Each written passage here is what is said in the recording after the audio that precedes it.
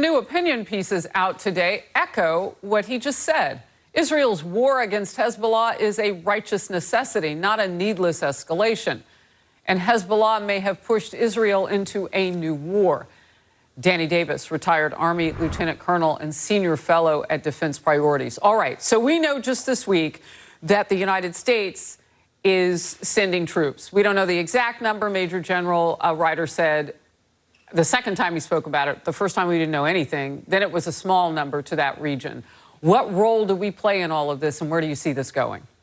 That's the right question to ask at the top here, because the United States spends and has been for a long, long time, $3.8 billion and sometimes more for Israel, so that they can become the preeminent military power in the region and that they can defend themselves. And that has absolutely been achieved as they demonstrate on a routine basis here. There should not be the expectation that the U.S. armed forces would then go into and fight for the Israeli side, especially if they expand this war into Lebanon or anywhere else, if it may go, especially into Iran. That's not the purpose of our armed forces, and it's not in our interest to do so.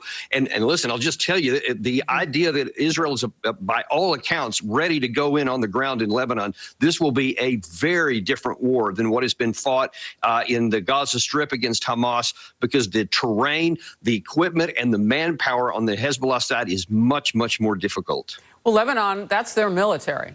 Hamas is a terrorist organization that's trying to run a country and trying to run the Gaza Strip.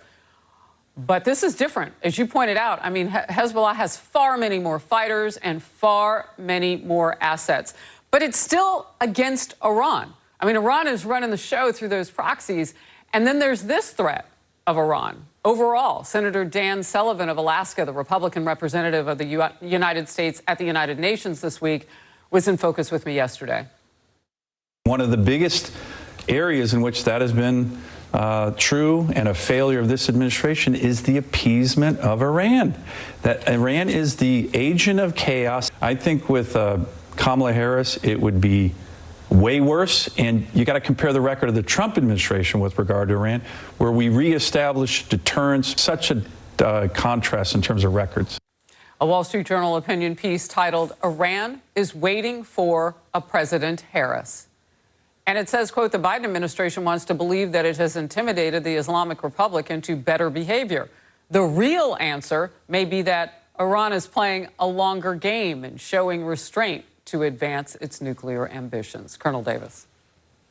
Well, you know, I hear that a lot, and certainly there's a lot of people who say that we should, go after Iran and then we've, appeased them. But that implies that people think that we should have kinetic action, because otherwise, I mean, we've been doing lots of non-kinetic things right now, but there has to be a recognition that Iran, number one, is not near as strong as what people think. They definitely do not want a war with the United States, but they also will protect what they view as their interest here. And that's where I think that the Biden administration deserves a lot of blame, because they have not provided any leadership. They have not even tried to, provide diplomacy to try to keep the region tamped down, but they have done nothing to try and prevent Iran from doing what it's doing as well diplomatically. And as long as this war goes on, and we can't lose fact of this, as long as the Hamas war goes on inside Israel with no ceasefire, that's what everybody, Hezbollah and Iran and the Houthis, are all saying is directly responsible for their actions here.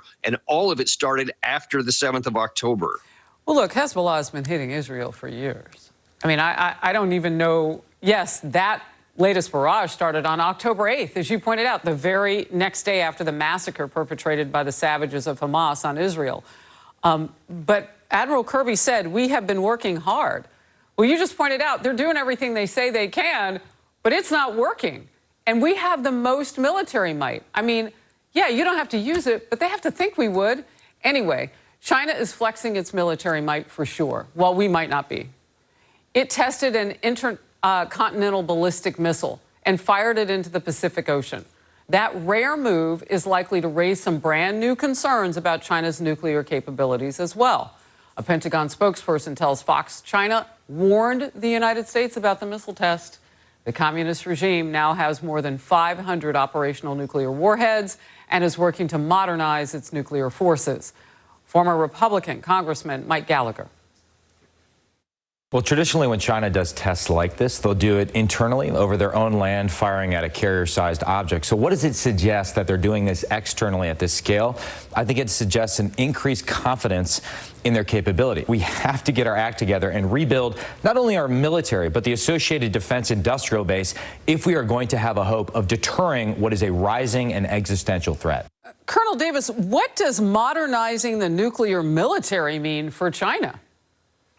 Well, listen, there is no question that was designed, that test and in that location was designed to send a very strong signal to the United States that they are willing to, Chinese are willing to engage beyond just their periphery around their country here. We just saw the conclusion of the biggest naval exercise between Russia and China since the end of the Cold War.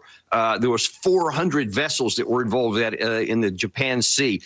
So all of this is showing that they are willing to flex their muscles. But this shows the need not just to start building up America's military fight, because look, we got 4,000 active nukes. If they've got 500, they'll never be able to match us with that. But they don't need to, because, you know, any use of nuclear weapons could be the end of us all. 100%. We need to be putting a lot more diplomacy and a lot less only using the military form. If we do that, it's going to continue to push China in that direction, even though that's not what we want. I go back to something you said previously. If only there were a ceasefire in with Hamas. You know, Hamas could walk to the table and force a ceasefire too. All the pressure cannot be on our only ally, I honestly don't care who it is, Israel. But we aren't showing the leadership. See, I think we need to show the leadership to bring that to fruition, and I don't see us showing any leadership to any party.